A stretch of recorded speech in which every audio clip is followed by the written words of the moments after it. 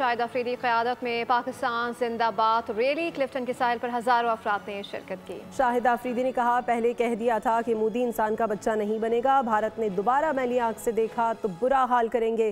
साबिक कप्तान ने कहा, लड़ाई में पाकिस्तान ने बच्चों को नहीं मारा, भारत ने मासूम बच्चे शहीद किए।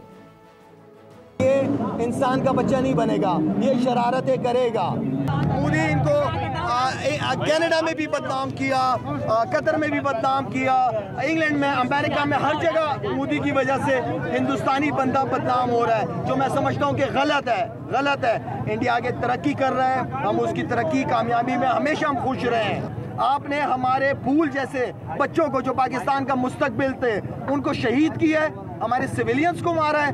हमने क्या, आप किसी एक का सबूत दिखा दो, किसी एक सिविलियन को हमने मारा है? नहीं मारा।